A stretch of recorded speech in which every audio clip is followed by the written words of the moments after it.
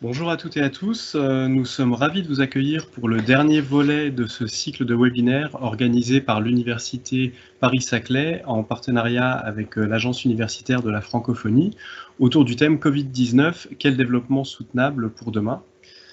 Aujourd'hui, nous allons plus spécifiquement nous intéresser à la question très vaste de la santé globale et des défis qui sont liés.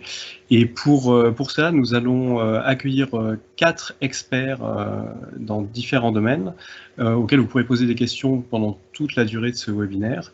Je vais les laisser se présenter et puis ensuite je reprendrai la parole brièvement. On peut commencer par vous, Madame Claire Rogel-Gaillard, si vous voulez bien.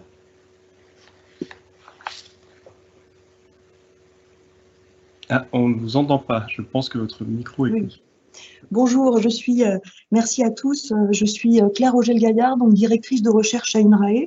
Donc, je travaille en génétique animale et mes travaux de recherche portent sur l'identification de leviers, notamment génétiques, pour favoriser la transition agroécologique des systèmes d'élevage.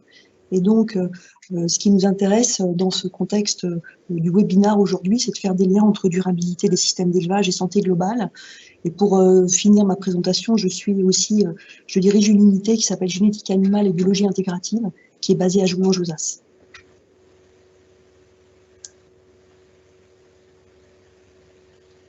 On peut peut-être passer à vous, Yves Lévy. Oui, merci. Bonjour à toutes et à tous. Donc Yves Lévy, je suis professeur en santé publique, santé environnementale à la faculté de pharmacie de l'Université Paris-Saclay, où j'enseigne toutes les thématiques liées à la santé publique. Je suis co-créateur d'un master qui s'appelle évaluation des risques en santé environnementale. Mes domaines de recherche, c'est la pollution de l'eau et la pollution par des micropolluants et les impacts écotoxiques et en santé humaine. Et sinon, en parallèle, je suis membre du Haut Conseil de la santé publique et membre de l'Académie nationale de médecine, de pharmacie et l'Académie des technologies. Merci. On va continuer avec le second Yves de ce panel, Yves Gaudin.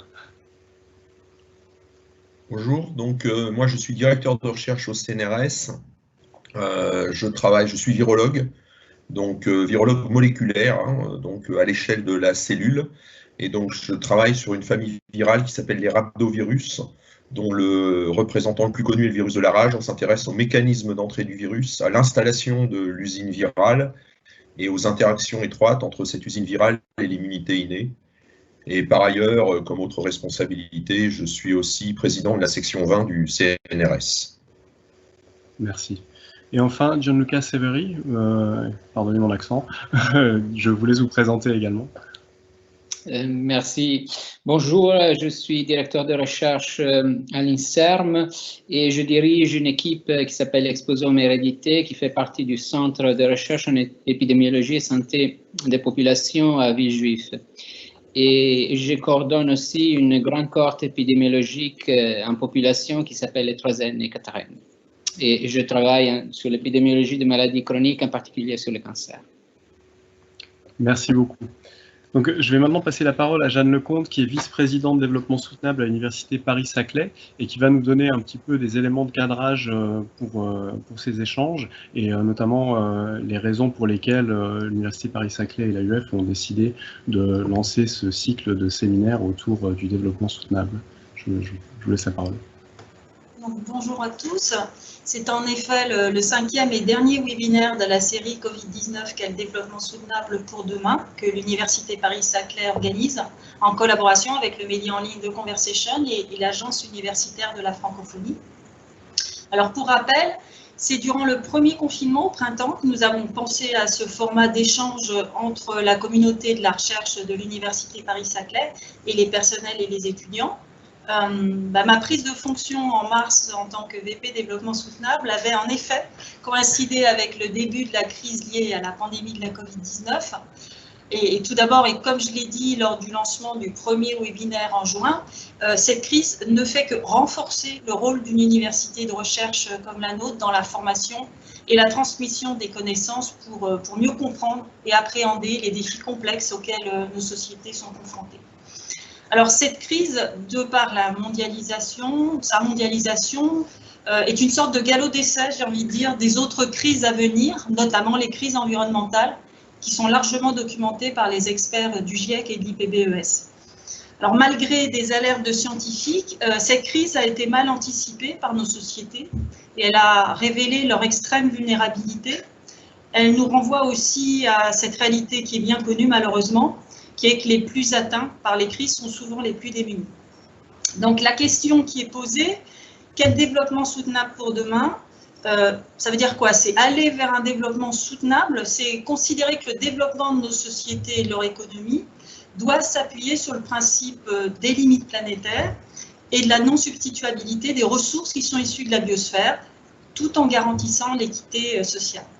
Donc, dans le contexte de la crise provoquée par la Covid-19, qui nous pousse à nous interroger sur les mutations nécessaires de nos sociétés, que nos précédents webinaires ont abordé. Ils ont abordé les questions relatives au changement climatique, à l'érosion de la biodiversité, à la question de la production alimentaire, aux mutations économiques et sociales à envisager, et enfin à la question de l'échelle pour penser ces mutations. Alors, nous nous proposons dans ce webinaire, pour revenir aux sources, si je puis dire, revenir aux sources, c'est-à-dire au Covid-19, mais à la question des pandémies, mais aussi plus généralement aux questions globales autour de la santé. Alors pour ce qui est des pandémies, et plus particulièrement celles des zoonoses, qui sont ces maladies comme celle de la Covid-19 qui passent des animaux aux humains, qui représentent actuellement en fait 3/4 des maladies émergentes, il y a eu diverses analyses de la littérature qui ont été relayées, notamment par le programme des Nations Unies pour l'environnement, et qui ont pointé différentes causes à leur origine. Il est évoqué la demande humaine accrue de protéines animales, l'intensification des pratiques agricoles non durables, l'exploitation des espèces sauvages, l'utilisation non durable des ressources naturelles accélérée par l'urbanisation, le changement d'affectation des sols, l'augmentation des voyages et des transports, les évolutions de la chaîne agroalimentaire et le changement climatique. Donc c'est autant de facteurs en lien avec les questions que nous avions mises en débat dans les précédents webinaires. Alors s'il nous faut sans doute encore beaucoup de recul et d'analyse pour analyser le pourquoi et le comment de la pandémie de la Covid-19 et pour atteindre le consensus scientifique sur la question, force est de constater que de par son impact fort sur les sociétés et les économies à l'échelle planétaire, cette pandémie a accéléré les réflexions autour d'une vision globale de la santé, réflexion qui ne doit pas être restreinte aux seules zoonoses. En effet, le lien entre la santé, les pollutions chimiques et physiques dans l'air et l'eau doivent être aussi au cœur de cette vision globale de la santé. Alors, il y a différents concepts qui existent actuellement pour traduire cette vision intégrative. Ce sont les concepts dits de santé globale, une seule santé, One Health, et d'écologie de la santé, EcoHealth. Alors, sans entrer dans les détails, les différences entre ces concepts traduisent avant tout les différences entre culture épistémique des chercheurs, c'est-à-dire la diversité de façons de faire la science selon les disciplines, non seulement dans les méthodes et les outils, mais aussi dans leur raisonnement. Alors, par contre, ce qui est sûr, c'est qu'il y a besoin de pluridisciplinarité, d'interdisciplinarité et surtout de transdisciplinarité pour parvenir à avoir une vision tout à fait systémique sur ces questions relatives à la santé et puis de manière générale pour comprendre la complexité du monde et puis pour pouvoir décider en connaissance de cause et de manière démocratique ses prochaines trajectoires. Donc c'est un défi complexe pour la recherche et les chercheurs, d'autant plus que les atteintes des citoyens sont très vives sur ces questions. Donc ce sont ces défis qui concernent la santé humaine, mais plus largement ses liens avec la santé animale, celle des plantes, la santé de l'environnement, des écosystèmes, que le webinaire se propose d'aborder cet après-midi.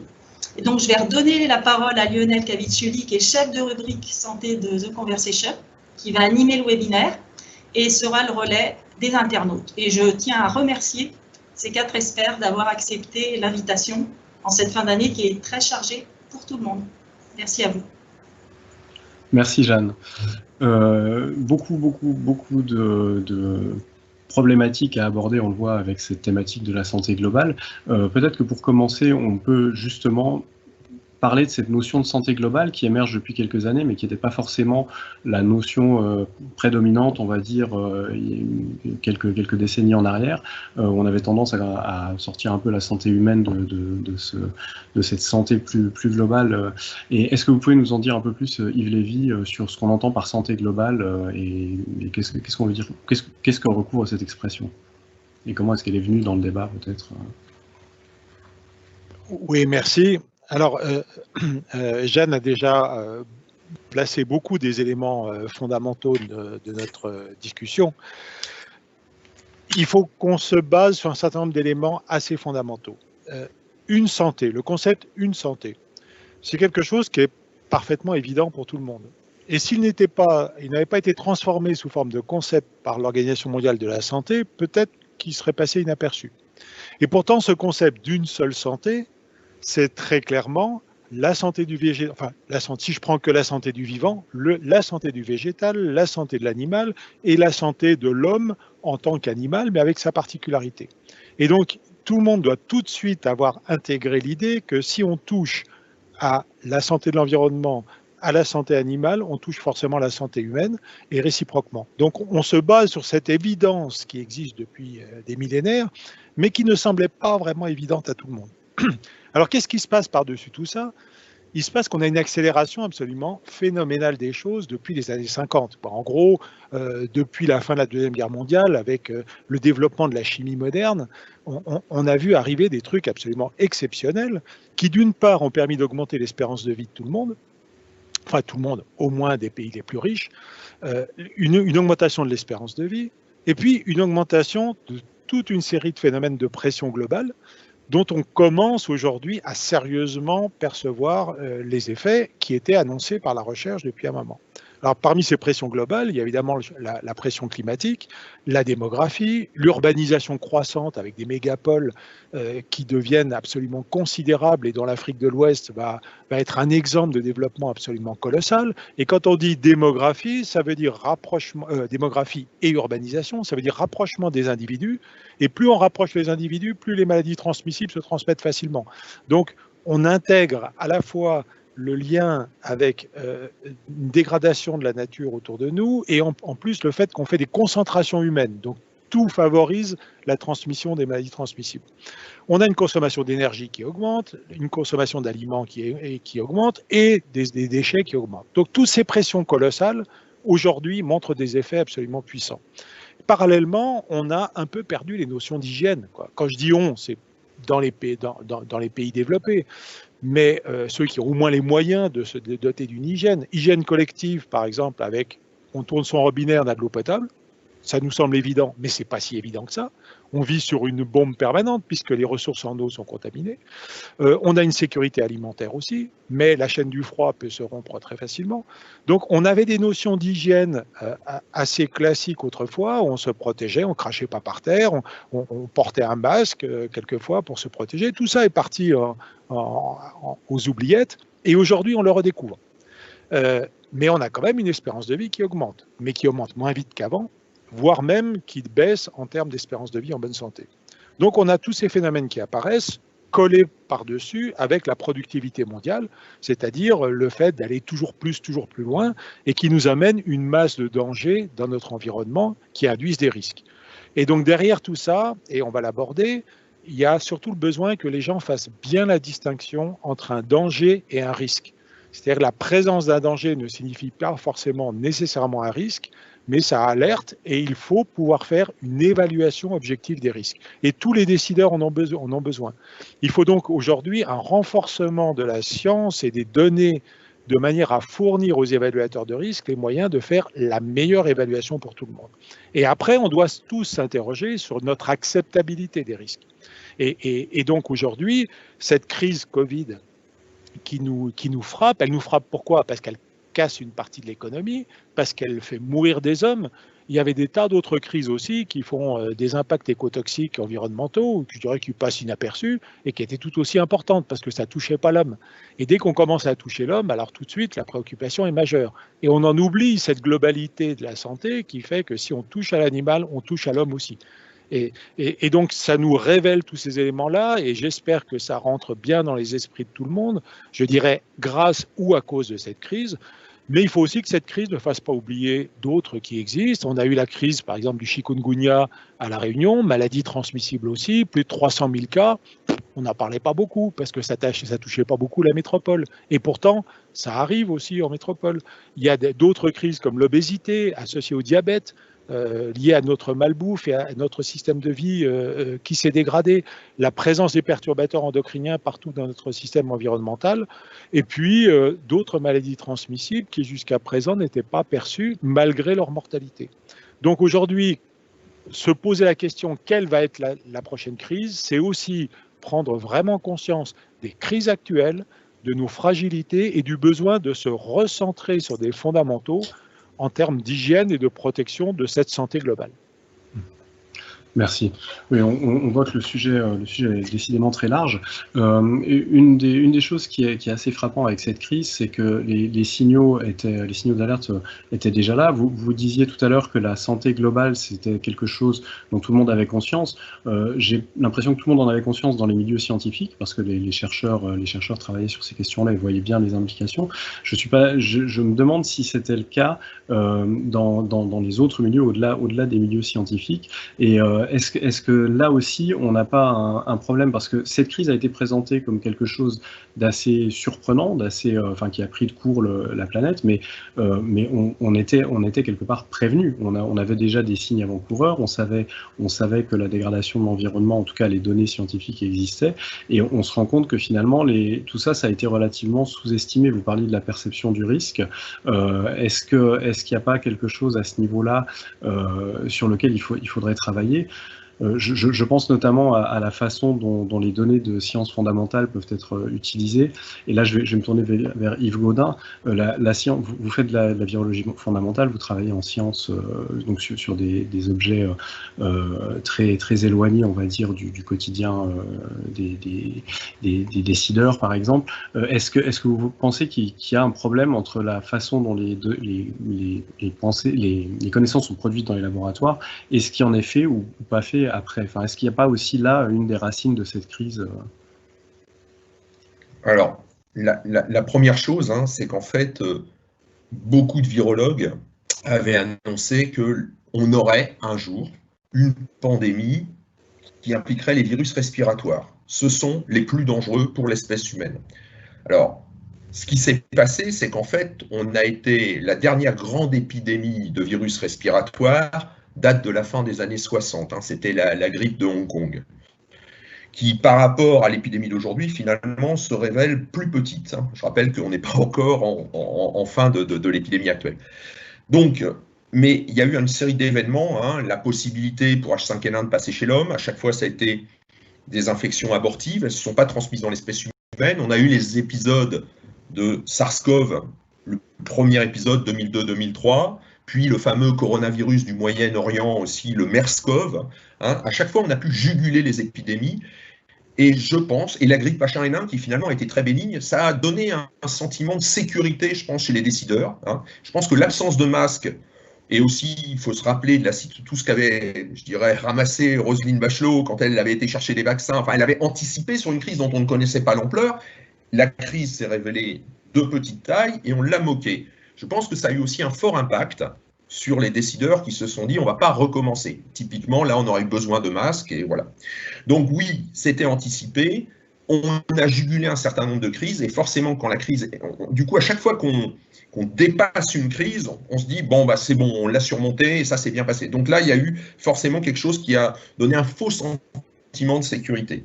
Alors par ailleurs, ce qui s'est passé aussi, et j'aurais juste 2 points. Donc, le premier point, c'est qu'en fait, l'épidémie majeure sur laquelle les virologues travaillaient, c'était quand même l'épidémie du virus du sida, qui est une transmission très différente, contre laquelle on peut en dire ce qu'on veut, mais il est possible de limiter cette épidémie, de limiter cette pandémie par des mesures, là encore, d'hygiène très simples. Et en fait, l'argent est quand même allé en particulier vers le virus du sida et le virus de l'hépatite C. Et en France, mais dans le monde de façon générale, on a laissé tomber la caractérisation des virus respiratoires. Et à l'heure actuelle, où on cherche à trouver des drogues contre ces virus, eh bien en fait, on a assez peu de choses. Pourquoi ?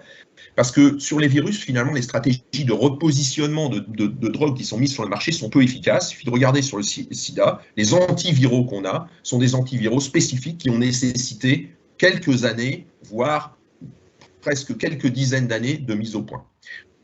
Donc en fait, voilà, on est resté un peu démunis, et je crains qu'après avoir eu le tout sida, on va avoir maintenant le tout coronavirus. C'est-à-dire que pour avoir des financements en virologie, il faudra travailler sur le coronavirus. Alors je pense qu'il faut effectivement, on rejoint le point, il faut avoir une vision globale. Il est difficile de savoir quels seront les virus qui frapperont de nouveau l'humanité dans les années qui viennent, malheureusement. Et donc, il faut rester vigilant et garder une recherche un peu tous azimuts dans ces domaines, même si on sait que les virus respiratoires seront probablement les plus dangereux, avec ceux transmis par les moustiques, avec ce qui a été mentionné. C'est-à-dire que le réchauffement climatique fait que les vecteurs vont remonter au sud. Et donc ça, c'est anticipé. On voit du chikungunya dans le sud de l'Italie maintenant, et le Zika commence à faire le tour de la planète. On craint beaucoup en Camargue, par exemple, ce qui peut se passer dans les 10-15 ans à venir. Donc oui, on peut faire face à de nouvelles pandémies, et effectivement, il faut s'y préparer et toujours réfléchir large, bien sûr tenir compte du passé, mais pas trop se focaliser sur le passé non plus. Ça conduit parfois à des... Il faut rester ouvert. D'accord, merci beaucoup. Oui, et d'ailleurs, on voit que les décisions qu'on prend en termes de système économique, parce que je repense ce que vous venez de dire sur la question de la gestion de la grippe H1N1, ça a été extrêmement moqué et ça a été aussi très critiqué, notamment parce que ça a coûté énormément d'argent. Et on voit bien qu'on est sur un système où on pense souvent en termes de rentabilité, et sur des domaines aussi complexes que la santé, c'est parfois difficile de savoir où l'investissement va être le plus pertinent. Oui, vous voulez reprendre Non, juste une phrase. Les mesures de sécurité qui avaient été prises pour H1N1 n'ont rien coûté à côté de ce que coûte la crise actuelle. Si on avait eu ces mesures aussi dans la crise actuelle, peut-être, eh bien, on aurait eu quand même, je pense qu'on aurait quand même la pandémie, mais au moins on aurait peut-être limité la casse. Oui, tout à fait. Et justement, sur la question de la perception des systèmes de production, je pense qu'on peut se tourner vers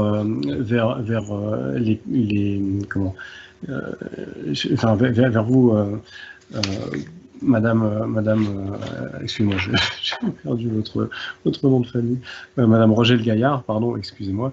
Je pense qu'on peut se tourner vers vous parce que c'est un point qui a été particulièrement pointé dans cette crise, le fait qu'on se soit retrouvé avec, les élevages d'une façon générale sont souvent pointés dans les zoonoses, et cette fois-ci, encore une fois, on voit que la pandémie est partie de l'animal. Alors c'est un cas très particulier parce qu'on était sur un marché qui n'avait rien à voir avec de l'élevage, mais où des conditions étaient a priori peu respecter les conditions d'hygiène et de sécurité qu'on juge nécessaires. Et donc, mais les élevages, disons, occidentaux, entre guillemets, sont aussi souvent pointés du doigt. On a vu ce qui s'est passé avec les visons assez récemment dans les pays nordiques, où on a eu des élevages qui ont été contaminés par le coronavirus et où des milliers de visons ont dû être abattus. De ce point de vue-là, comment est-ce qu'on peut faire pour éviter ce genre de problème en matière de santé globale? Comment on peut utiliser les systèmes de production et les transformer pour limiter ces risques pour la santé globale? Alors, je voudrais rappeler qu'effectivement, cette pandémie de Covid-19, on est d'accord pour tous se dire qu'elle nous rappelle à tous la fragilité des écosystèmes et puis nos organisations socio-économiques et puis l'interdépendance de tous les secteurs d'activité pour garantir la santé de tous. Et c'est vrai que en tant que chercheur dans le domaine des sciences animales, on est particulièrement interpellé sur la manière dont on conduit des recherches qui vont favoriser des conditions d'élevage les plus vertueuses possibles, à la fois vis-à-vis des systèmes alimentaires et vis-à-vis de l'environnement. Et c'est vrai qu'elles sont souvent critiquées, ces conditions d'élevage, comme étant un potentiel impact sanitaire. Et puis, mais ce qui se passe, c'est qu'en élevage, on a aussi des moyens drastiques de pouvoir subvenir à un certain nombre de problèmes. Et on voit là, il y a des foyers d'influenza aviaire, la H5N8. Au fond, la manière la plus drastique de couper court à une épidémie, c'est d'abattre la totalité des animaux. Alors, il est clair qu'en élevage, nos objectifs, c'est de créer des conditions d'élevage où les animaux vont être davantage résistants, vont avoir une compétence immunitaire, une forme de résilience qui font que même s'ils sont soumis à une pression pathogène qui n'est pas optimale, au fond, ils vont arriver à y résister et puis ils vont arriver à, soit parce qu'on va arriver à les vacciner, soit parce qu'au fond, c'est des maladies de production pour lesquelles ils vont arriver à s'en sortir sans qu'on ait à abattre la totalité des animaux. Donc ça, c'est un véritable objectif en élevage et il faut bien avoir en tête que les systèmes de production, même s'ils sont critiqués, on en a absolument besoin parce que ces systèmes de production, c'est eux qui garantissent la sécurité alimentaire mondiale. Et donc on a un véritable enjeu collectif à les rendre les plus vertueux possibles, les plus sobres possibles et en même temps maintenir leur niveau de productivité pour garantir de l'alimentation pour toutes les personnes partout dans le monde. Voilà. Donc même si au final, dans certaines régions du monde, on va réduire la consommation de viande, par exemple, dans certaines autres régions du monde, il faut l'augmenter. Et au fond, cette production d'élevage vertueux à l'échelle planétaire, c'est vrai que c'est un enjeu au fond qui est assez mondial. Ce que je voudrais simplement rappeler, c'est au fond comment se sont orientées les recherches et comment elles ont évolué et vers quoi elles s'orientent actuellement. Parce que ce qu'on peut voir, c'est qu'il a été évoqué la sortie de la guerre là, dans les années 40, les années 50. Au fond, il fallait augmenter le niveau général de production en agriculture. Donc les objectifs de sélection basés sur l'amélioration génétique, ils ont énormément ciblé des caractères de productivité, des caractères aussi de composition des produits. Progressivement, on est arrivé à ajouter des aptitudes à la reproduction pour augmenter, par exemple, dans des élevages porcins, la prolificité. On a commencé à travailler sur la résistance aux maladies. Sachant que la résistance aux maladies, c'est quelque chose de compliqué, parce qu'on peut être, par exemple, résistant à un pathogène, mais très peu résistant à un autre pathogène. Donc l'objectif, c'est d'arriver à résister à aussi un cocktail de pathogènes à laquelle va être soumis un animal en élevage. Et maintenant, on est confronté à ce problème de ressources, ce problème de respect de l'environnement, avec donc des objectifs de sélection qui vont travailler à la réduction de l'impact environnemental, la réduction de l'émission de gaz à effet de serre, tout ce qui va être compétences immunitaires, mais également le bien-être animal, la longévité des animaux. Donc tout ça, ça nécessite au fond de rentrer dans un système de compréhension des compromis entre ces différentes fonctions, parce qu'on veut arriver à des élevages où il y ait une bonne résilience, c'est-à-dire qu'à l'échelle d'un groupe, les animaux vont pouvoir, au fond, bien s'adapter à des environnements qui ne sont pas complètement optimaux. Et donc, c'est dans ce contexte-là que la recherche travaille à identifier des leviers d'action qui vont tenir compte de ces variabilités individuelles, qui vont pouvoir ensuite être agrégées à l'échelle d'une population, de manière à ce qu'on ait des élevages qui soient qui maintiennent leur performance, mais qui soient en même temps sobres et puis davantage respectueux de l'environnement. Et je dirais qu'actuellement, un des enjeux majeurs, par exemple, c'est de réduire l'usage des antibiotiques, avec par exemple une amélioration de l'efficacité vaccinale. Donc ça, c'est des travaux qui sont largement en cours sur pas mal d'espèces animales. Je dirais que ce qui est important aussi, c'est et c'est là où on va toucher aussi un aspect un peu interdisciplinarité, c'est la prise en compte de tout ce qui est perception sociétale, dans tout ce qui est je dirais renouvellement des systèmes d'élevage, parce qu'on a ce paradoxe de quelque chose qui est absolument indispensable pour la sécurité alimentaire mondiale, et en même temps quelque chose qui soit acceptable par tous les citoyens qui de toute façon vont être des consommateurs. Voilà. Et dans un contexte de santé globale, je pense que ce qui est vraiment important, c'est de montrer que ces systèmes d'élevage, mais on peut parler aussi des systèmes de production de grandes cultures, au fond les problématiques sont exactement les mêmes, avec la réduction des intrants et le respect de l'environnement, c'est au fond bien inclure les systèmes de production comme contribuant à la durabilité, mais contribuant aussi à la production de produits qui, pour les consommateurs, vont contribuer à ce qu'on va appeler des systèmes alimentaires sains et durables. Donc, au fond, inclure les systèmes de production dans la santé globale, c'est probablement une manière de créer ce continuum entre ce qui va participer par l'alimentation à la santé générale et puis en même temps participer aussi à une meilleure résistance aussi à tout ce qui va être pression environnementale. Mmh. Voilà. Oui, effectivement. Est-ce que alors, ça me fait penser à une problématique qui est celle de la viande de brousse, notamment, qui est une source de protéines pour une bonne partie de la population mondiale, qui peut être à l'origine d'émergences parfois virales, notamment. Vous pensez que là, la mise en place de systèmes de production raisonnés, entre guillemets, serait possible, ou c'est un peu trop compliqué à mettre en place? Alors, je ne suis pas une spécialiste de la viande de brousse, mais en tout cas, ce qui est de toute façon majeur, c'est les surveillances sanitaires. Donc, au fond, c'est tout ce qui est surveillance sanitaire qui doit accompagner tous les systèmes de production et tous les systèmes de consommation. Donc, au fond, c'est ça qui peut être la clé. Après, les systèmes de production, ils sont très hétérogènes à l'échelle de la planète. Il y a des élevages où il y a dans certains endroits, par exemple, si on va regarder l'Inde, il y a un certain nombre de villages. Chaque personne qui possède des animaux, il y en a que quelques-uns. Mais au fond, ce qu'il faut, c'est qu'il y ait un système sanitaire global qui soit suffisamment bien organisé pour qu'en cas de foyer infectieux et de foyer de risque, il n'y a absolument pas de propagation du risque. Ou du danger, comme on dit. Excusez-moi. Propagation du danger pour limiter les risques. Merci beaucoup. Et vous avez pointé un point important qui nous rappelle que la santé globale n'est pas seulement dépendante des maladies infectieuses, des émergences virales et de ce genre de problèmes, ou même de l'antibiorésistance, qui sera aussi un problème majeur en santé globale si on n'y prête pas attention, qui commence à le devenir. Et vous avez parlé des intrants notamment, et du coup je vais me retourner vers Gianluca Severi par rapport à la question des autres problèmes liés à la santé globale et des autres risques. Et j'aimerais que vous nous expliquiez cette notion d'exposome sur laquelle vous travaillez et à quoi ça correspond. Et est-ce que ça aussi, c'est un prisme qui permet d'avoir une meilleure vision des impacts globaux sur la santé? Oui, bien sûr. Le concept d'exposome est très pertinent dans le discours qu'on est en train de faire.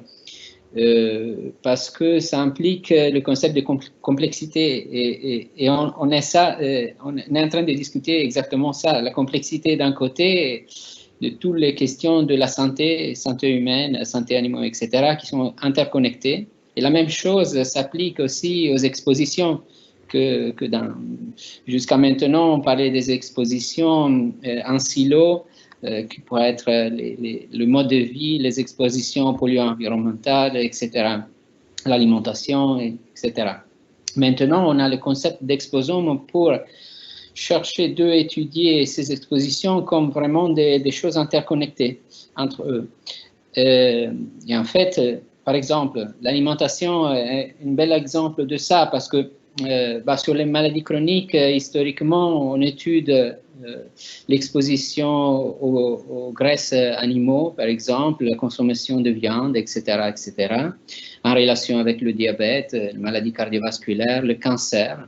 Mais les aliments sont aussi des sources potentielles d'exposition aux contaminants à travers les aliments, les perturbateurs endocriniens, certaines classes de perturbateurs endocriniens. En fait, l'exposition plus importante vient de l'alimentation. Et donc, c'est vraiment essentiel d'utiliser ce concept d'exposome pour essayer d'étudier aussi les corrélations entre ces différentes expositions. Et donc, la même chose de l'autre côté sur les maladies. Et donc, de plus en plus, on étudie les multimorbidités, par exemple. Et historiquement, encore une fois, une exposition, une maladie. Mais c'est vraiment un concept très limité et pas vraiment réaliste. Et donc, c'est ça qu'on cherche de faire, étudier ça dans une réalité qui est de plus en plus complexe. Et c'est ça, en fait, je pense, la complexité, les difficultés qu'on a à vraiment aborder la complexité. C'est le défi, pour moi, le défi de la recherche maintenant et dans le futur. Oui, et on parlait tout à l'heure, Jeanne Lecomte parlait en introduction de pluridisciplinarité, de transdisciplinarité. On voit que là, sur des questions notamment comme l'alimentation, où la composante économique, la composante sociale est forte, bien au-delà du simple aliment qu'on a dans l'assiette, est importante. J'imagine que vous travaillez avec des chercheurs de différents horizons. Tout à fait. J'ai des exemples. Un exemple très positif si on va retourner sur le Covid, Ce sont les projets lancés très, très rapidement en mars-avril autour des grandes cohortes en population, comme la cohorte E3N et 4N que je coordonne, la cohorte Constance, Nutrinet Santé, et après des cohortes mère-enfant, ELF et Pipage. On a commencé à collaborer de manière très étroite et on a lancé un projet, deux projets en fait, Sapris, Sapris-Zero,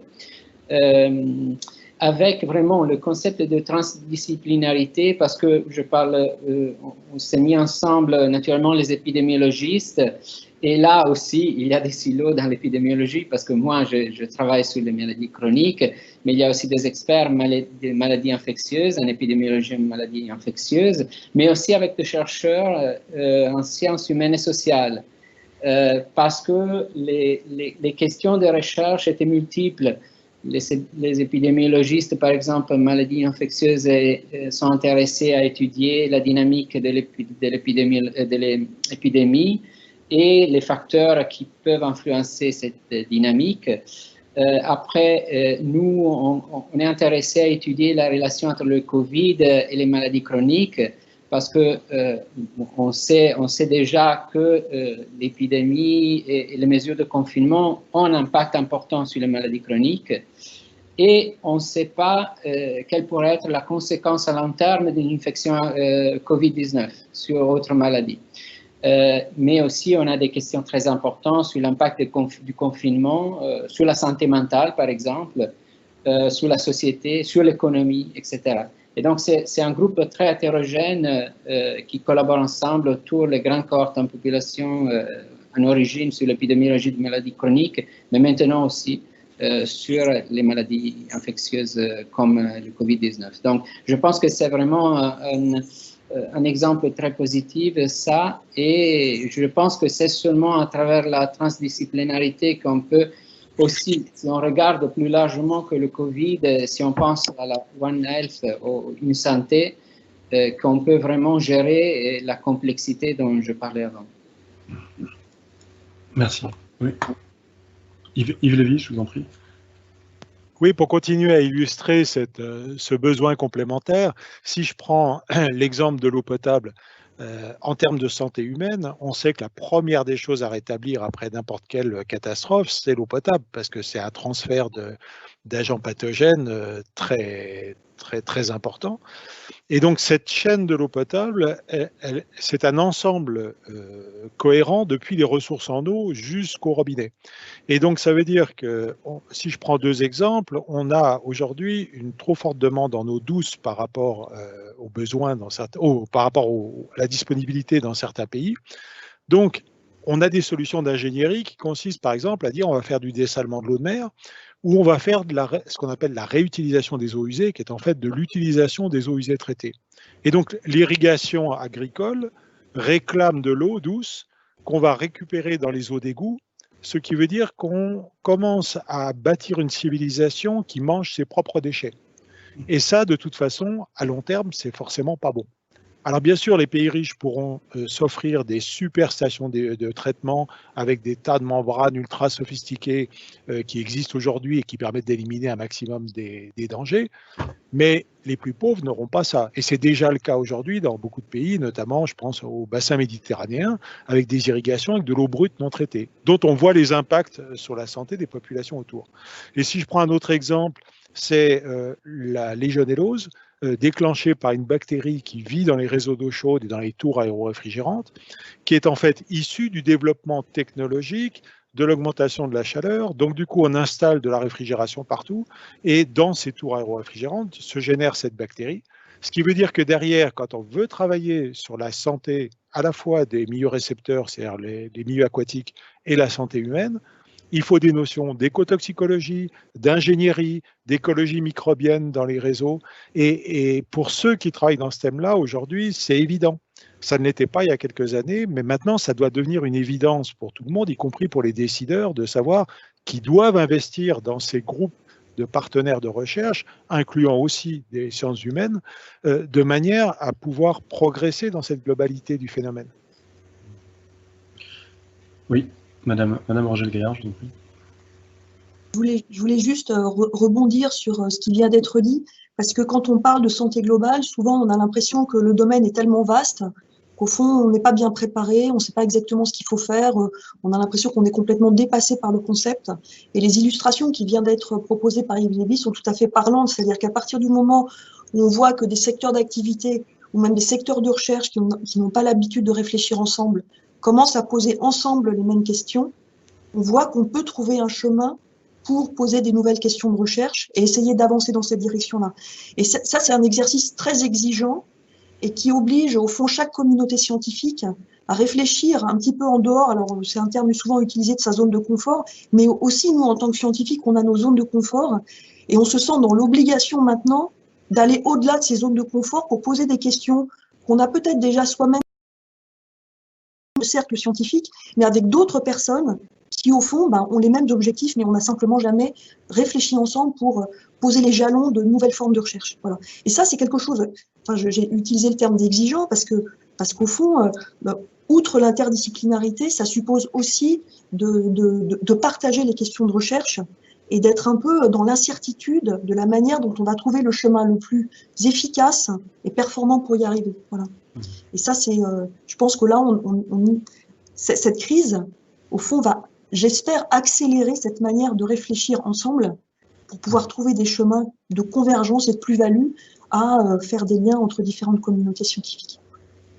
Et quand vous parlez de communauté scientifique, j'imagine que vous parlez au-delà des sciences entre guillemets exactes, vous parlez aussi des sciences humaines et sociales, parce qu'on l'a vu dans le cadre de cette crise, effectivement, pour comprendre comment elle a émergé, ce qui s'est passé, il faut aussi avoir des gens qui travaillent sur l'économie, qui connaissent très bien les cultures locales, les façons dont les gens vivent dans des pays qui sont très différents de ceux où on a l'habitude de vivre ou de travailler. Et donc c'est vraiment cette transdisciplinarité est vraiment large, donc elle touche à tous les chercheurs, quasiment. Enfin, je veux dire, on ne se cantonne pas à des sciences dures, entre guillemets, je suppose. Oui, tout à fait. D'autant que le lien entre, je dirais, la communication vis-à-vis de la société, on a l'impression qu'elle est quotidienne, c'est-à-dire que il y a un relais de tout ce qui peut être de tout ce qui peut être diffusé, qui est très important, qui est massif. Donc ça veut dire qu'en plus la communication autour de ces questions de recherche, elle doit être à la fois claire, précise, pour pas qu'il y ait de malentendus non plus sur les questions qui sont posées et sur les actions de recherche qui sont entreprises. Oui, c'est un point, moi, qui m'a frappé pendant cette crise, même si on y est habitué, et c'est notamment un des enjeux de The Conversation, qui est d'apporter des éléments clairs pour alimenter le débat public, clair et sourcé et étayé. Mais moi, ce qui m'a frappé, c'est le fait que, quand même, on a vu beaucoup de réactions assez incompréhensibles, entre guillemets, si on se base uniquement sur les faits et sur la rationalité scientifique, donc on voit bien qu'il ne s'agit pas d'apporter des faits aux gens pour que tout se passe bien. Il y a aussi des éléments à prendre en compte qui sont du domaine du vécu personnel, du ressenti. Il y a une véritable... Je reviens un peu en arrière par rapport à ce que vous disiez, Yves Lévy, quand vous parliez de solutions technologiques finalement à ces problèmes d'accès à l'eau douce. Il y a quand même, maintenant on le voit aussi, une défiance par rapport à la technologie. Est-ce qu'il n'y a pas un paradoxe là avec des gens qui ont une certaine défiance vis-à-vis de la science et de même parfois de la démarche scientifique, et puis cette demande de plus de technologie comme solution? Comment est-ce que vous le vivez en tant que chercheur? Est-ce que c'est quelque chose que vous voyez? Est-ce qu'il y a eu un changement ces dernières années par rapport à la perception de la recherche? Oui. Yves Gaudin? Oui, non, ce que je veux dire, c'est que, bon, on doit le prendre pour nous aussi, hein, mais on est peut-être un peu responsable de ça. Bon, je suis peut-être le plus pessimiste autour de cette table, mais bon, moi j'ai une vision très, très étroite des problèmes. Mais disons que je pense que ce qui manque dans nos communautés, c'est quand même la culture scientifique, et surtout aussi la compréhension de ce qu'est la démarche scientifique. Quand on a dit les chercheurs ne sont pas d'accord entre eux, sur la science, globalement, sur le socle de nos connaissances, je pense que globalement, tout le monde était d'accord, on était face à un virus respiratoire. Il y a eu quelques personnes qui ont eu une aura médiatique et qui se sont peut-être mis en valeur en prenant des positions opposées mais 95% des virologues et épidémiologues étaient d'accord sur ce qui se passait. On a peut-être donné aussi la parole aux 5% qui n'étaient peut-être pas forcément les plus fiables. Mais globalement, ce qui est important, c'est quand même que les gens comprennent ce que c'est la démarche scientifique. La controverse est au cœur de la démarche scientifique. C'est-à-dire que, on pourrait revenir sur le débat de l'hydroxychloroquine qui a été très très symbolique, hein, mais je dirais, bon, je pense que pas mal de virologues connaissaient déjà l'hydroxychloroquine, je ne vais pas rentrer dans les détails, mais on savait comment ça marchait en culture cellulaire. Hein, mais on savait aussi que tous les essais qui avaient été menés sur les virus n'avaient jamais marché. Il était quand même légitime de la tester. Ça, c'était indéniable. Peut-être que ça aurait pu marcher sur le SARS-CoV-2. Très vite, les premières études montrent que ça ne marche pas. Et ça ne marche pas. Donc, je pense que le chercheur, le professeur Raoult, pour ne pas le nommer, qui avait proposé ça, aurait dû dire, bon, écoutez, oui, bah, après les premiers essais, effectivement, ça ne marche pas. Et ça aurait été, et la polémique se serait arrêtée là. Mais prendre à témoin la population, je pense que quand il n'y a pas, justement, je maintiens que moi, à la fin de cette crise, le nombre de personnes qui savent exactement ce qu'est un virus n'est pas beaucoup plus élevé qu'au début de la crise, et je pense que on est peut-être tous un peu responsables, les virologues les premiers, mais les médias aussi, il faut que chacun prenne sa part. Et donc, effectivement, si on prend à témoin avec des arguments d'autorité la population, c'est pas bon, c'est le contraire de la démarche scientifique. Donc, il faut élever le niveau de connaissance scientifique en population, chez les décideurs aussi, parce que les décideurs peuvent être influents. On a bien vu que les décideurs écoutaient aussi Raoult, comme Toussaint, enfin, je ne voudrais pas, mais c'est compliqué, c'est compliqué. S'il n'y a pas les bases scientifiques, n'importe qui peut prendre la parole, dire mais moi j'ai publié tant d'articles, je suis un expert. Le public ne sait même pas, et les médias non plus ne savent même pas d'ailleurs sur quoi se repose ce statut d'expert. Je veux dire, qui connaît PubMed, enfin, dans le grand public, voilà. Donc vous voyez, on a beaucoup de problèmes aussi dans la façon, à mon avis, d'organiser la science, de voir où est l'expertise, quoi. Ça, c'est très important et c'est un vrai métier. Je pense que c'est une vraie tâche qui nous attend parce que on a manqué dans ce domaine-là. Il y a eu des fautes, voilà, qui impliquent tout le monde, hein, le milieu scientifique, les médias, les décideurs. Oui, bien sûr. C'est d'autant plus compliqué que là, c'était, entre guillemets, une situation relativement simple. Je caricature, mais je veux dire, c'est une situation qui n'était pas très compliquée à comprendre. Et les sujets dont on débat aujourd'hui, de santé globale, les implications, les tenants, les aboutissants sont parfois beaucoup plus compliqués à percevoir. La complexité est vraiment beaucoup plus importante sur ces sujets-là. Et c'est quelque chose qui va avoir d'autant plus, j'imagine, ça va être d'autant plus compliqué à imposer ça dans le débat public. On n'est pas sur du noir ou du blanc. Voilà. Vous vouliez prendre la parole. Oui, je ne veux pas non plus qu'on donne le sentiment que toute la faute tombe sur les chercheurs. Parce que là, on parle beaucoup de notre communauté de la recherche. Alors, si on parle de la France, on est quand même un pays dans lequel la formation d'un certain nombre de responsables, de hauts responsables, ne se fait pas par la recherche. C'est-à-dire qu'en fait, on a une séparation entre, par exemple, le monde de l'ingénierie et le monde universitaire qui n'existe pas dans d'autres pays. Et on a aussi cette méconnaissance un peu des besoins de la recherche qui viennent d'être exprimés. C'est-à-dire que les gens ne savent pas, quand on sort un résultat scientifique, on va le soumettre aux autres, tout ça est discuté, est examiné. Enfin, il y a tout ce travail d'expertise commun avant que les choses sortent dans le public. Et quand vous disiez il y a une défiance vis-à-vis de la technologie, elle a toujours existé. Hein. Bon, on va pas revenir à la locomotive à vapeur qui faisait peur à tout le monde, etc. Elle a toujours existé, la peur de la nouveauté. Et elle est parfois à juste titre. Et puis la peur, elle est naturelle. Ce qu'il faut derrière, c'est que le public se sente en confiance parce qu'il sait qu'il a en face de lui des agences sanitaires avec une expertise rigoureuse, avec une expertise collective pour éviter le cas qu'on vient d'évoquer tout à l'heure du je suis tout, je sais tout, je suis le meilleur et écoutez que moi, parce que là on tombe dans un système de gourou et on baigne dans l'irrationnel, lequel irrationnel n'est toujours pas terminé, contrairement à ce qu'on aurait pu imaginer en se disant ça va se calmer. Ben non, ça continue. Donc on a ce besoin absolument de faire en sorte que les décideurs, quels qu'ils soient, que ce soit un maire, un préfet, un PDG d'entreprise ou autre, connaissent justement cette formation par la recherche, par l'esprit scientifique, par l'objectivité, pour pouvoir faire son travail dans une objectivité correcte. Et quand on parle par exemple de développement durable, rien que sur le mot développement, il faudrait déjà qu'on soit tous à peu près en phase, parce que développer, ça ne veut pas dire tout casser. Et quand on dit aux gens, attention, il faut faire du développement durable, les gens pensent surtout développement, ils oublient le reste. Or, aujourd'hui, quand on parle de santé, et surtout de la santé globale et celle de la planète, il faut que ces développements se fassent dans des objectifs qui sont ceux en particulier définis par les objectifs de développement durable des Nations Unies, qui est de poursuivre dans notre espérance de vie, poursuivre dans la qualité de notre vie. Et je vous rappelle que la santé, au moins la santé humaine, elle est définie comme un état de bien-être total physique, mental et social.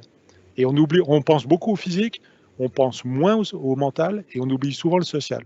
Et donc on a aussi cette globalité-là qui fait qu'évidemment, notre société, on doit se la prendre en main et se la faire évoluer dans un système dans lequel on sache préserver tout cet ensemble. Oui, oui, tout à fait. Et c'est un point important que vous avez soulevé, c'est la question de la confiance dans l'autorité, dans l'autorité de régulation, dans les autorités sanitaires. Est-ce que là, en matière de santé globale, on n'a pas un point qui achoppe un peu? Enfin, je veux dire, les gens, en tout cas une partie de la population, on ne peut pas généraliser, mais on a l'impression qu'ils ont perdu cette confiance dans les autorités. Est-ce que pour parler de santé globale, il ne va pas falloir restaurer cette confiance, et comment est-ce qu'on peut le faire? Est-ce que vous avez... Notre collègue veut prendre la parole? Oui. Oui, je voulais juste intervenir sur la question de comment on fait la recherche, comment restaurer la confiance dans la recherche. Mais juste l'exemple de l'hydroxychloroquine, on l'a vu, c'était un scandale. Le problème, c'est que peut-être c'est de plus en plus difficile de se concentrer sur la méthodologie scientifique et, si on veut dire, de s'isoler pour faire de la science et après communiquer et s'engager avec la société. On a du bruit autour de nous. Et naturellement, c'est très, très important la communication, l'engagement avec la société, etc. Mais comme chercheur, on doit rester sur la méthode, sur le rigueur scientifique, etc. Après, justement, Yves Gaudin a souligné que c'est le cœur de la recherche, le débat scientifique, la discussion scientifique. Mais la discussion scientifique doit rester sur les méthodes, sur les données, etc. Et sur l'hydroxychloroquine, bien aller au-delà de tout ça. On l'a vécu directement dans notre équipe de recherche. Un chercheur a publié une méta-analyse sur l'hydroxychloroquine qui a montré clairement qu'il n'y a pas d'évidence d'effet. Et il y a eu des attaques personnelles. C'est vraiment, maintenant, ça a devenu vraiment, vraiment difficile de faire de la recherche dans ce contexte-là. Je voulais juste aussi aborder un autre sujet par rapport au fait que aussi on a des difficultés à apprendre aussi du passé. On l'a vu sur les infections. On savait qu'il y avait le risque d'une pandémie depuis des décennies, comme l'a bien dit Gaudin, les autres. Mais bon, on le voit aussi dans mon domaine, les maladies chroniques et l'épidémie du tabagisme qu'on a vu le XXe siècle et lié à ça l'épidémie de maladies chroniques liées au tabagisme. Et malheureusement, on a fait des progrès dans plusieurs pays, mais le tabagisme c'est encore là. Et on voit certains pays, dans un pays en développement, il y a une épidémie de tabagisme, etc. Donc, on a vraiment de problèmes sur ça. Et aussi, vous avez parlé de la rentabilité. Si on pense à la rentabilité de diminuer ou aller à zéro en termes de prévalence du tabac, ça serait la chose peut-être la plus rentable pour les systèmes de santé. Mais on a encore des problèmes à comprendre ça. Peut-être c'est le fait qu'on a des problèmes à comprendre le concept de risque et agir sur le concept de risque. Parce que encore maintenant, on voit des personnes qui indiquent je vois une personne qui a fumé pour 30 ans et il n'y a pas de tumeur poumon, et on sait que le tumeur du poumon serait une maladie rare sans le tabac. On est encore là. Oui, on peut faire des parallèles avec ce qui est en train de se passer pendant l'épidémie, où les gens ont encore du mal à comprendre le risque statistique et pourquoi on doit justement être précautionneux, maintenir les gestes barrières.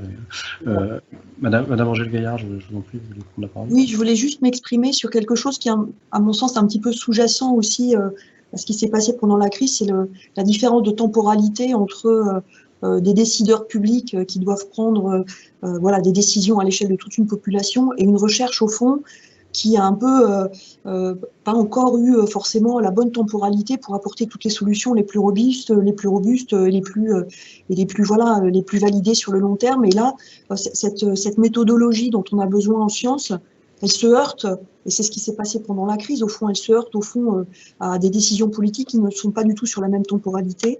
Et ça crée une difficulté structurelle, au fond, entre la manière dont la science a besoin de fonctionner, a besoin de réfléchir, a besoin de se challenger sur les résultats, et des décisions qui doivent, au fond, être prises à court terme. Voilà. Et ce qui est essentiel, c'est, au fond, que la temporalité, elle reste compatible avec le métier de scientifique, même en période de crise. Et là, on a probablement été en limite, et on est peut-être toujours en limite de cette, je dirais, compatibilité des temporalités. Et ça, c'est un point de vigilance extrême en sciences. Et je dirais qu'il y a un domaine de recherche qui a complètement explosé depuis une dizaine d'années, c'est tout le domaine des microbiomes, par exemple. C'est-à-dire que voilà, tous les êtres vivants sont entourés de leur cortège de communautés microbiennes qui vivent de manière commensale, symbiotique, qui peuvent devenir pathogènes. C'est un domaine qui est rentré dans, je dirais, la société très rapidement. Mais en fait, on a encore très peu de réponses sur comment moduler, comment les comprendre, comment savoir, comment utiliser cette information pour faire du diagnostic, pour faire de la médecine, pour faire de l'élevage. Voilà. Et là, il y a une sorte de questionnement intense de la société sur des résultats qui sont en cours d'acquisition, pas forcément encore complètement suffisamment robustes pour être utilisés, très très très prometteurs. Et là, il faut qu'il y ait une temporalité qui soit compatible avec et des bonnes décisions et puis de la bonne science. Voilà.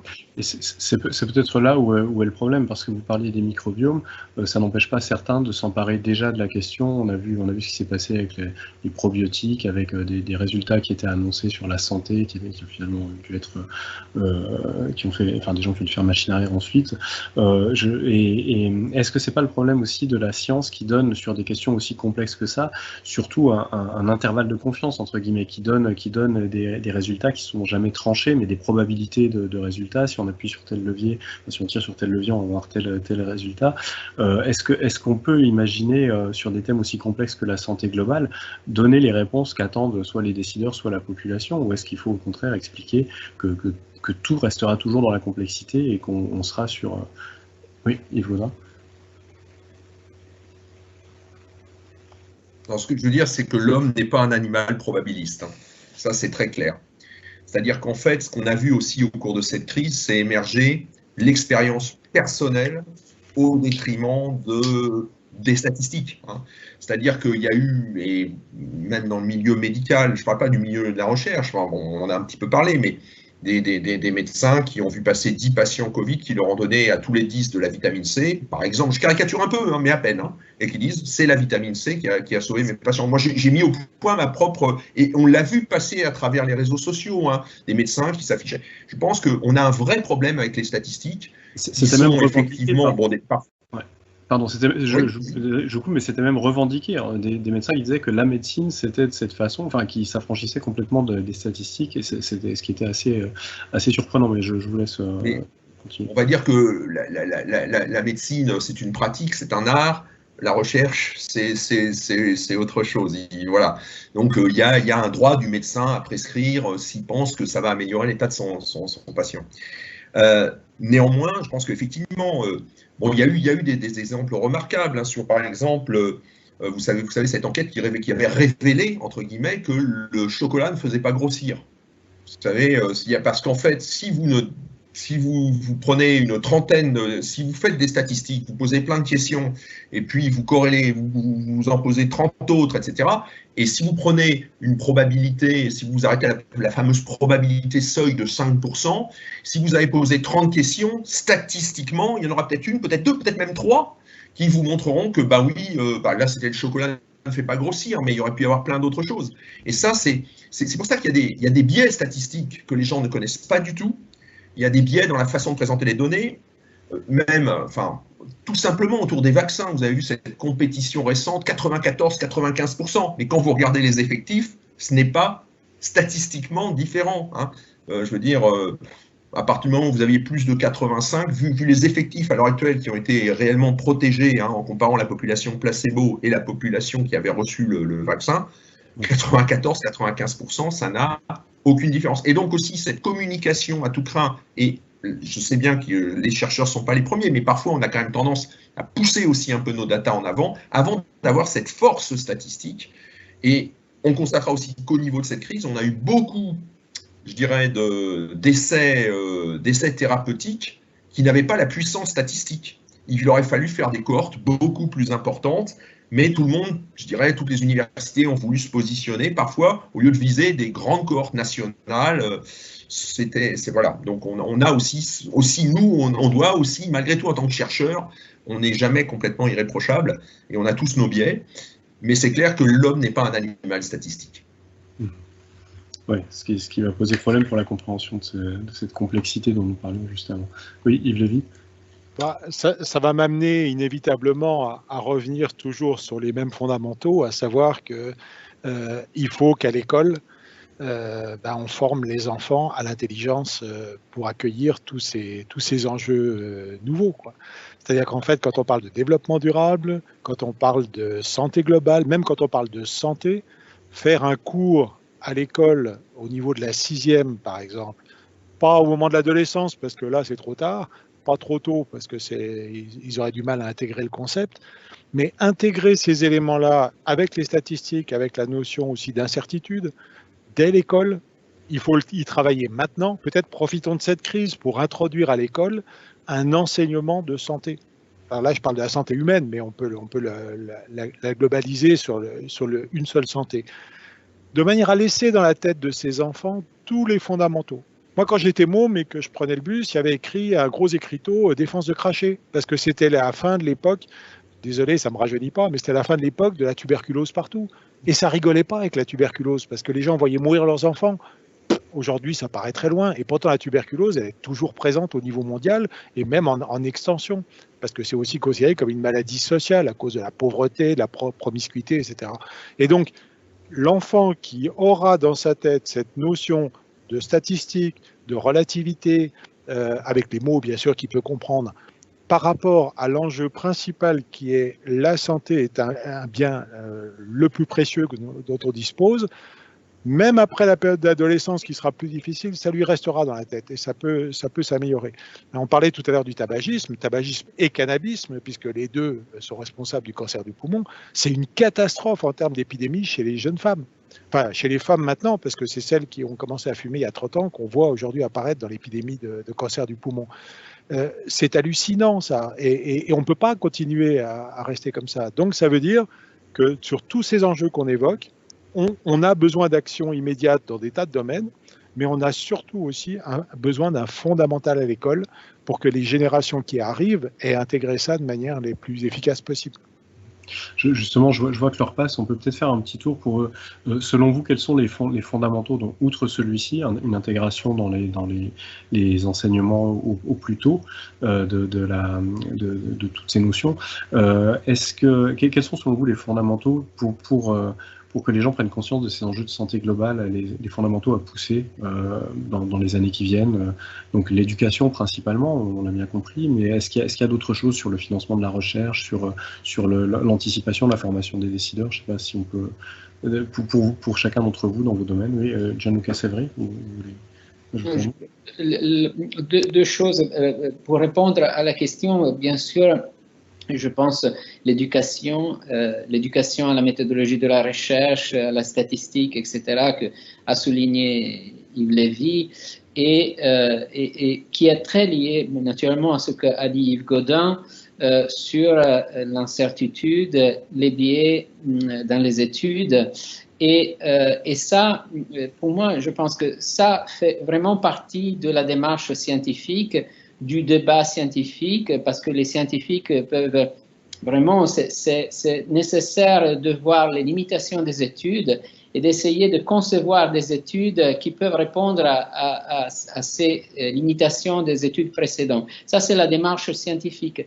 Le problème, c'est que, comme je disais avant, quand on va au-delà du débat scientifique, ces aspects d'incertitude, de probabilité, etc., peuvent être, d'un côté, mal compris par la société pour des problèmes qu'il n'y a pas les moyens, la compréhension de la probabilité, etc., mais aussi peuvent être manipulés.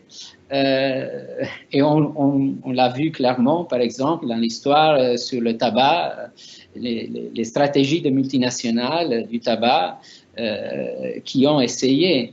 Là, même si là, il y avait un effet tellement fort que c'était vraiment difficile de manipuler les données. Là, de plus en plus, quand on rentre sur la complexité, c'est de plus en plus facile de manipuler des données parce que l'incertitude devient de plus en plus large. Le deuxième point, c'est que certainement l'autre point important, la transdisciplinarité. Et je pose juste un exemple sur le fait que nous, en épidémiologie des maladies chroniques, on estime le risque, par exemple, ou le bénéfice de diminuer, par exemple, de 20% la consommation de viande rouge, de charcuterie, que ça a un impact sur les différentes maladies, on va les quantifier, etc. Mais maintenant, on se pose aussi la question, OK, si on diminue de 20% la consommation de ça, on va améliorer la santé, mais aussi on va peut-être améliorer la santé des animaux. Peut-être on va avoir, certainement, on va avoir un impact sur l'environnement. Et aussi, qu'est-ce qui se passe avec le changement climatique, etc. Et quand on se pose ces questions, on ne peut pas répondre nous, on peut seulement commencer à discuter avec des experts de écologie, des experts de élevage, etc., etc. Justement, une experte de l'élevage, je vais reprendre la parole, je vous en prie, Claire. Plein d'autres experts. Mais au fond, ce qui vient d'être dit, ça me fait rebondir sur le fait que je pense que pour progresser, il ne faut pas établir de hiérarchie d'importance sur les différents domaines qui concernent la santé dans son acception la plus vaste possible. Et ça, je pense que c'est majeur d'éduquer à ça aussi. C'est-à-dire que quand on va parler de santé de l'environnement, même si c'est un terme, au fond, assembler ces deux mots, c'est relativement récent, par rapport à la santé publique, par rapport à ce qui peut se passer en élevage vis-à-vis des grandes cultures et des plantes, je pense qu'accorder une importance équivalente à chacun de ces secteurs comme étant, au fond, l'ensemble qui va contribuer à ce que éventuellement au produit de sortie, ce soit les hommes qui en bénéficient, et puis en même temps l'environnement et la planète qui, comme rappelait Jeanne Lecomte, a ses propres limites. Je pense que ça, c'est très important parce que parfois, les communautés de recherche qui sont impliquées dans chacun de ces secteurs-là sont un peu repliées sur elles-mêmes, pensant être incomprises des autres communautés de recherche. Donc, je pense que d'un côté, ouvrir un petit peu les vannes pour rappeler ce qui vient d'être dit précédemment et montrer qu'au fond, il n'y a pas de hiérarchie d'importance et que tout est important. Je pense que ça, c'est des clés aussi pour qu'on puisse progresser ensemble, dans cette notion de santé globale. Et ensuite, il va falloir définir les métiers. Parce que, alors, je voudrais peut-être faire un peu de publicité pour l'Université Paris-Saclay, mais elle a au moins la vertu d'avoir au fond, une très bonne représentation de chacun de ces secteurs dont on vient de parler, qui vont concourir à la santé dite globale. Donc ça, c'est un atout très important de cette université. Mais en même temps, maintenant, la réflexion sur, d'accord, l'université, elle doit former des jeunes, elle doit former à des métiers. Et au fond, comment on va définir les métiers par rapport à ces besoins pour une approche globale pour la santé? Je pense que ça, c'est aussi des questions qu'il faut qu'on se pose. Je suis pas sûre qu'on sache actuellement très très bien comment définir ces nouveaux métiers qui pourront être associés à ces approches globales pour la santé. On a peut-être des idées déjà, mais ça va faire partie aussi de points importants à réfléchir pour avoir des professionnels de ces approches. Merci. Effectivement, une des difficultés, j'imagine, c'est de prévoir, ce qui est difficile de faire, mais on peut prévoir, avoir une approche probabiliste là aussi pour prévoir ce qu'il va falloir financer en priorité, parce que malheureusement les financements ne sont pas extensibles, tout en gardant en tête effectivement que rien n'est forcément plus indispensable qu'autre chose. Yves Gaudin, vous vouliez prendre la parole? Oui, on a parlé d'éducation, mais en France, et je dirais dans beaucoup de pays, l'éducation s'arrête à votre dernier diplôme. Et ça, c'est un problème parce que il suffit d'ailleurs de le voir hein, pour les personnes un peu âgées qui ont quitté le monde numérique. La situation actuelle est très complexe parce qu'en fait, il n'y a pas d'éducation au monde. Il n'y a pas d'éducation au monde, il n'y a pas d'éducation au niveau concept. Quand on discute à l'heure actuelle du fameux vaccin ARN messager, qui sait dans la population ce qu'est un ARN messager hein? Donc je pense qu'il faut à un moment d'abord, il faut vraiment que l'école, hein, c'est-à-dire, je veux dire, jusqu'à la fin du collège et du lycée probablement, on donne des bases qui permettent ensuite d'évoluer. Peut-être qu'on a glissé aussi parfois vers des enseignements de type trop pointus et qui ne sont pas forcément, enfin, je renie pas parfois le petit truc pointu qui va attirer l'attention et émerveiller les élèves, hein, c'est pas ça. Mais je pense qu'il faut vraiment rester sur les bases, on en revient toujours aux mêmes choses, les mathématiques, développer l'esprit critique. Et puis, effectivement, il y a la fac ensuite qui permet de se spécialiser. On n'aime pas trop ça, mais c'est vrai que c'est à la fac quand même qu'on apprend un métier, normalement, enfin, dans les études post-lycée. Mais je pense que ce qui manque, c'est la capacité pour la population de trouver une information fiable et aussi d'avoir le temps de se former. Alors par exemple, il y a d'excellentes, sur YouTube, il y a d'excellentes chaînes de vulgarisation scientifique. Hein. On peut songer à David Louapre, par exemple, qui est quelqu'un d'extraordinaire, le fameux site Science Étonnante. Je veux dire, c'est magnifique. Il y a aussi, pour ceux qui connaissent la tronche en biais, il y a les zététiciens qui développent cet esprit critique, mais on voit bien qu'ils ont aussi leur petit noyau de fans et que c'est tout le temps les mêmes personnes. On a besoin de mettre dans la population de la connaissance scientifique et d'aller au-delà à 23 ans, finalement, on n'apprendrait plus rien. On n'est pas forcément aidé par les médias et par certaines émissions, c'est vrai, et finalement, tout le monde admire Arte, mais les gens regardent Hanouna sur C8, je caricature un peu, voilà. Oui, on voit bien que c'est un problème qui est complexe, d'autant que sur YouTube, on trouve aussi énormément de sites conspirationnistes, enfin de chaînes conspirationnistes, de chaînes complotistes, et qui sont en compétition chez les jeunes publics avec ces chaînes très, très intéressantes que vous venez de mentionner. Yves Lévy ? Oui, pour continuer dans la même lignée, toujours dans ce besoin de se ramener aux fondamentaux, en fait, autrefois, les gens s'appropriaient leur quartier ou s'appropriaient leur village, quoi. Et la fontaine au milieu du village où on allait chercher l'eau, personne ne s'amusait à aller la polluer, parce qu'on savait que c'était un fondamental de survie de l'ensemble du village. Et finalement, on a fait évoluer les choses à notre plus grand bénéfice, où chacun tourne son robinet ou autre, sans se préoccuper de la globalité de cet ensemble. Et on le voit bien aujourd'hui avec le développement des marchés locaux, la réappropriation un peu de la production agricole locale. C'est quoi? C'est simplement une prise en compte aujourd'hui du fait que on doit être capable de maîtriser autour de nous la qualité de ce qui va impacter sur notre vie. Et c'est ça qu'il faut réussir à diffuser. Donc évidemment, c'est la continuité de ce que je disais sur l'école.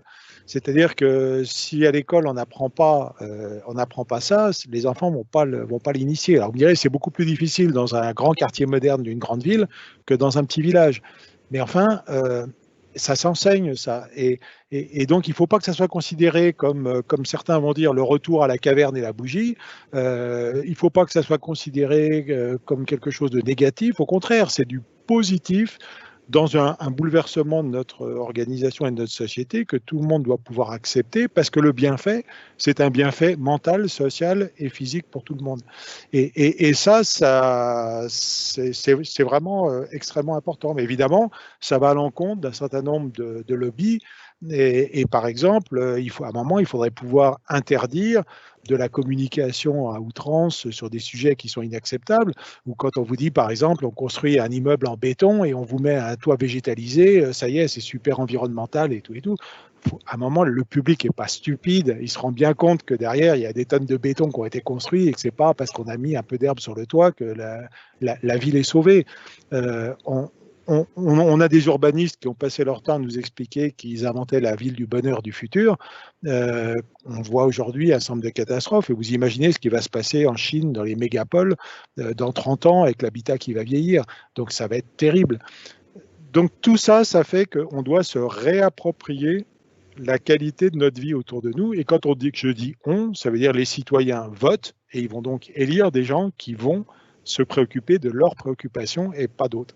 Donc c'est vraiment, toujours pareil, la logique. Hein. L'intelligence dès l'enfance, elle s'enseigne à l'école pour tout le monde, de manière à rendre l'esprit critique, à lutter contre l'irrationnel, à accepter que la science soit quelque chose qui demande du temps, et accepter l'expertise collective et la lutte contre les fausses informations et les théories du complot. Mmh. Oui, rétablir au final la confiance dans les institutions et les décideurs à terme, j'imagine. Oui, John Lucas, c'est vrai. Oui, je voulais juste, j'étais vraiment intéressé à écouter ce que Yves Lévy a dit par rapport aux nos villes, comment nos villes sont organisées et se développent, le béton. Et ça m'intéresse beaucoup parce qu'on a parlé initialement de l'exposome. Et dans l'exposome, maintenant, on met beaucoup de choses qu'avant, on ne regardait pas comme des expositions.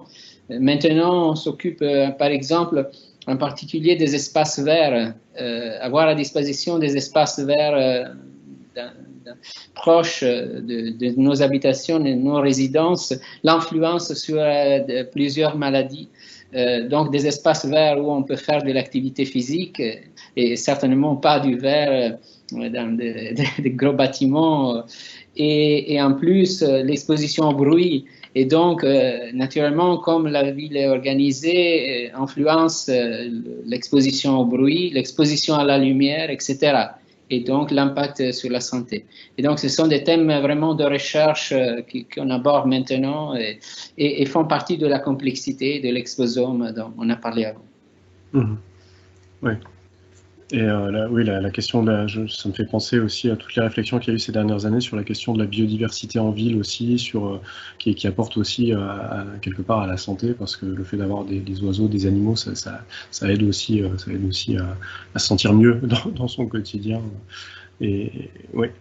Je ne sais pas si quelqu'un veut reprendre la parole sur ces questions fondamentaux. Jeanne Lecomte, peut-être, pour conclure, je ne sais pas, on approche de la fin de ce webinaire. Je ne sais pas si vous avez des questions, sinon, parmi les gens qui nous regardent encore, si vous voulez poser vos questions, n'hésitez pas, et on a encore quelques minutes pour les prendre. La seule question que je pourrais avoir, mais enfin, en tout cas la remarque, c'est qu'effectivement on a brassé sur des questions très vastes qui concernent la santé, et c'était l'objectif, c'est l'objectif de ce webinaire. Maintenant, il n'y a pas de questions et je suis très surprise qu'il n'y en ait pas sur le Covid-19. Donc, je vais peut-être revenir aux sources, mais de manière générale, si on revient à ces questions de pandémie, et si on avait je dirais, à redébobiner tout le temps, quelles seraient pour vous les voies possibles, en tout cas de recherche, voire même de préconisation, pour anticiper une future pandémie? Donc là, si on se plaçait en amont, on rembobine, je pense que ça peut recouvrir un certain nombre de choses qu'on a déjà vues avant. Donc voilà, c'est un peu la question que je voudrais vous poser à tous. Je peux répondre en tant que virologue. Hein. Ce qui est clair, c'est que ce qui a déclaré la pandémie, alors on va virer toutes les théories complotistes, hein, virus non naturel et même virus naturel qui aurait été stocké en laboratoire. Je pense que tout indique qu'il s'agit réellement d'un virus naturel qui venait de l'environnement périurbain, voire même plus lointain. En tout cas, le vrai problème à l'heure actuelle, c'est la rencontre d'un monde ultra moderne, avec une densité de population très élevée, un oubli aussi de ce qu'étaient les épidémies du passé, un oubli des gestes de base qui relèvent de l'hygiène, avec une ruralité, enfin qui existe encore et qui existe. Et la Chine est vraiment emblématique pour ça, hein, parce qu'il y a vraiment, c'est un pays très inhomogène en matière de mode de vie, hein, entre quasiment le yuppie des grandes villes et le paysan qui continue à vivre comme dans son environnement comme on vivait il y a 200 ans. En fait, très clairement, on sait qu'en permanence, il y a des coronavirus et d'autres virus de chauve-souris. Est-ce qu'ils arrivent directement dans la population humaine ou par des animaux intermédiaires? Ça, c'est pas clair. Mais ce qui est très clair, c'est qu'il y a une exposition constante de ces gens à des coronavirus. On trouve des anticorps dirigés contre les coronavirus de chauve-souris. On trouve beaucoup de syndromes de type respiratoire. Il y avait une enquête qui avait précédé la crise, donc qui d'ailleurs qui a été publiée en septembre 2019 et qui disait « Attention ». Eh bien, en fait, on est dedans, mais il n'est pas du tout exclu qu'on se retrouve face à la même chose. Et c'est vrai que malheureusement, dans cette épidémie, finalement, les coupables, c'est effectivement, c'est pas l'industrie, c'est l'élevage traditionnel, le contact avec les animaux sauvages qu'on ramène au sein du village, qui, encore une fois, par le passé, donnait une épidémie locale, mais qui maintenant, avec le contact du village, avec la grande ville, et puis le fait qu'on prenne son petit déjeuner à Pékin et son dîner à Paris, pour certaines personnes, eh bien, on a tous les ingrédients pour avoir une situation explosive. Et malheureusement, si on n'est pas vigilant, on risque de connaître ça de nouveau dans les années qui viennent. Alors, oui, ce que vous dites d'ailleurs, ça me fait penser à un chiffre que nous avait donné un des chercheurs qu'on avait interviewé au tout début de la pandémie. En Chine, il y a une quinzaine d'années, il n'y avait pas de ligne à grande vitesse. Aujourd'hui, il y en a 33 000 km, ce qui veut dire que les distances sont extrêmement réduites entre les différentes régions, ce qui favorise évidemment les émergences dans des proportions qui n'avaient jamais existé avant. C'est juste pour l'anecdote, mais je vous en prie, Yves Lévy. Oui, non, par rapport à ce que disait Jeanne Lecomte, c'est-à-dire la prévention, en fait, avant, on avait tous les ans une épidémie de la grippe. Bon, il se trouve que cette année, pour l'instant, elle est un peu calme. Une épidémie de la grippe avec des mortalités dans les EHPAD, des mortalités chez les personnes âgées. Bon, finalement, ça passait inaperçu. Et c'est comme ça tous les ans. Et quand on montre aux étudiants les courbes chaque année de l'épidémie, on peut avoir 1 million de personnes touchées. Ça ne veut pas dire 1 million de morts, 1 million de personnes touchées. Et pourtant, on prend le métro tous entassés, personne n'a de masque. Et pour ceux qui sont allés au Japon, c'est toujours surprenant de voir que ceux qui sont malades au Japon portent un masque pour protéger les autres. C'est une forme de respect vis-à-vis des autres. Et donc, quand en cours de santé publique, on apprend à des étudiants qu'il faut, en plus à des futurs pharmaciens qui doivent l'apprendre aux autres, qu'il faut se laver les mains, respecter l'hygiène corporelle et tout, je voyais les grands sourires dans les amphithéâtres, alors qu'en fait, aujourd'hui, à mon avis, tout le monde a bien compris. Déjà, la grippe aviaire a permis à un certain nombre de gens de comprendre que se laver les mains, c'est quand même pas si mal, quoi.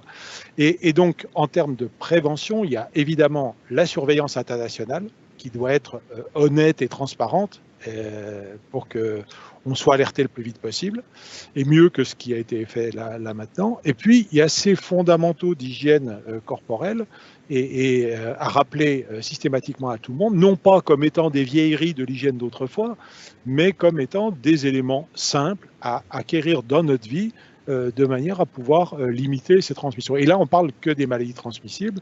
Il faudrait aussi qu'on évoque toutes les maladies non transmissibles. Et vous vous souvenez des tollés quand on a expliqué qu'il fallait supprimer les distributeurs de Coca-Cola dans les écoles et les lycées. C'était une atteinte à la liberté. On allait ruiner ces pauvres sociétés multinationales alors qu'on essayait de lutter contre l'obésité chez les enfants, quoi. Donc, il y a vraiment un besoin de tout simplement rendre les choses naturelles et banales dans la tête de la population, qui sache que c'est pour leur bien-être et non pas quelque chose qu'on cherche à leur imposer parce qu'on veut casser leur liberté.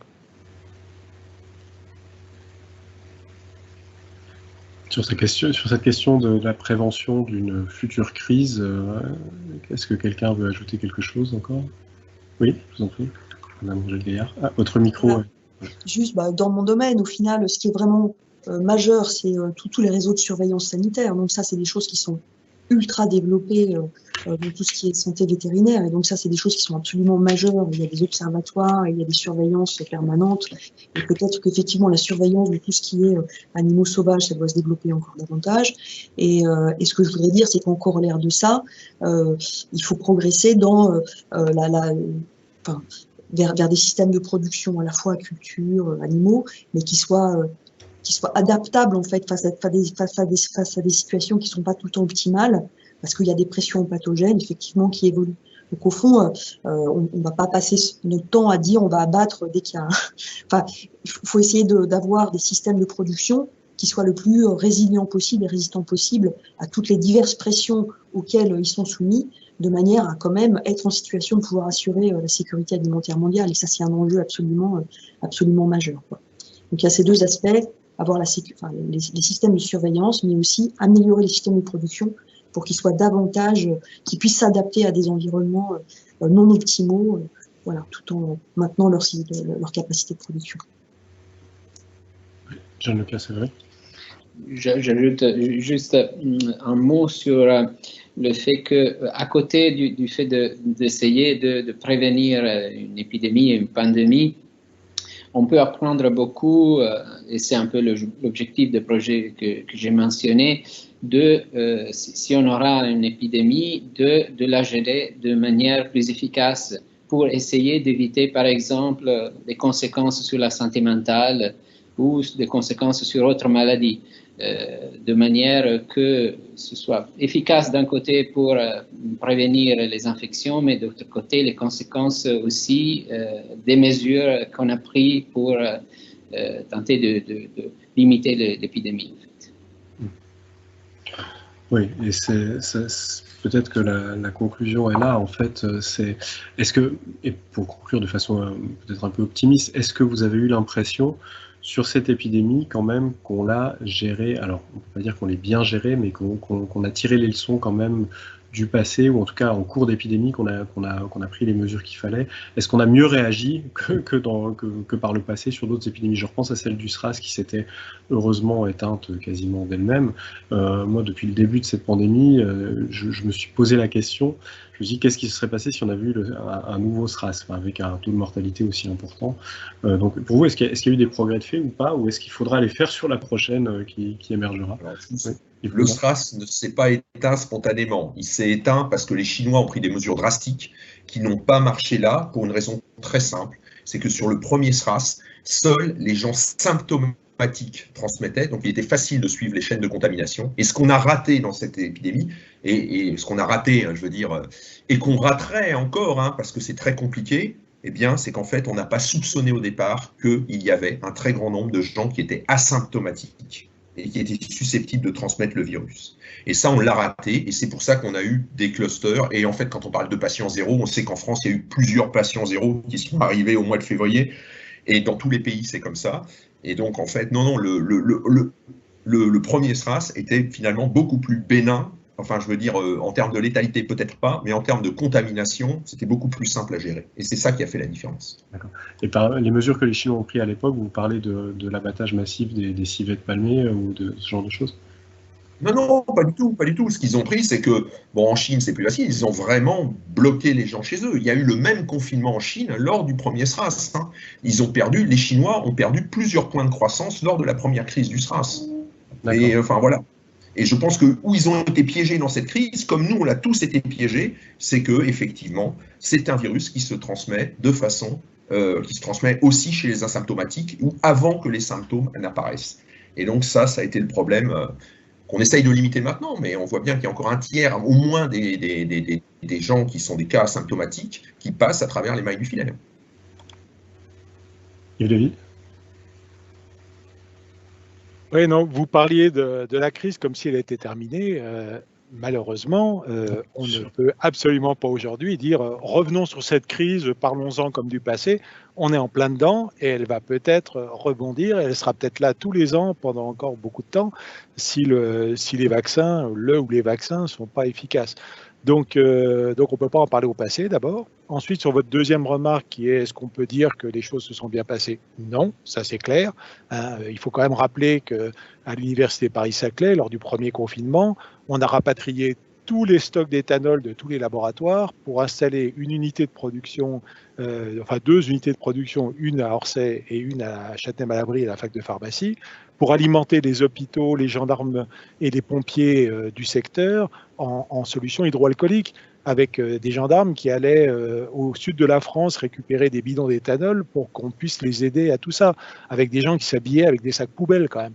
Donc, on n'avait jamais vu ça. Enfin, c'était hallucinant. Donc, ça montrait bien à quel point, malgré les épidémies précédentes, on n'était pas prêt. Et donc, derrière, on a eu aussi des gens qui ont dit les choses ont commencé à aller mieux à partir du moment où il y avait un comité scientifique à l'Élysée. Mais l'air de dire, il n'y avait rien d'autre. Mais qu'est-ce qu'on a en France? On a les agences sanitaires, on a l'INSERM, on a des sociétés savantes, on a des académies, on a des laboratoires de recherche. Tous ces gens-là étaient quasiment insignifiants jusqu'au moment où on a dit « Ah, il y a un groupe de scientifiques à l'Élysée, les choses vont bien ». Ça c'est pas clair non plus. C'est-à-dire qu'on n'a peut-être pas écouté les bons au bon moment aussi. Hein. Et puis, est-ce que ça changera après? Je n'en suis pas sûr. Et ça rejoint toujours ce que je disais tout à l'heure sur la formation des décideurs par l'objectivité scientifique. Ça, il y a un gros besoin, que ce soit des architectes ou des ingénieurs d'ailleurs. Et puis, je ne sais plus ce que je voulais dire derrière, mais aujourd'hui, on ne peut pas dire que c'est fini, on ne peut pas dire que tout est parfaitement intégré dans l'esprit des gens. Et si demain, c'est le virus Ebola qu'on retrouve place de la Concorde, ça sera encore autre chose et ça sera encore plus dangereux. Et je pense qu'on ne sera pas prêt non plus, même si on sera un petit peu plus aguerri, malheureusement, grâce à cette épidémie. Alors j'ajouterais fort heureusement, Ebola, le R n'est pas bon. Alors, je veux dire, c'est-à-dire que sa capacité de transmission est beaucoup plus faible. Et je rejoins toujours la même chose qu'il faut. Sa capacité de transmission est beaucoup plus faible. Et en fait, ce qui est très important, c'est de voir que il y a deux vraiment maladies types de maladies sur lesquelles il faut être très prudent. Les maladies à transmission respiratoire, on est dedans. C'est très difficile d'échapper à la respiration des autres. Hein, voilà. Et puis, il y a deuxième type, ça va être les maladies qui seront vectorisées par des insectes du type moustique quand ils vont, alors qu'on connaît déjà à l'heure actuelle, mais qui risquent de se retrouver plus haut vers le nord ou plus bas vers le sud dans les années qui viennent à cause du réchauffement climatique.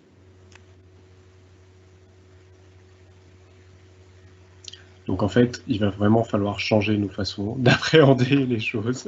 C'est ça la conclusion. On aimerait terminer sur des notes positives.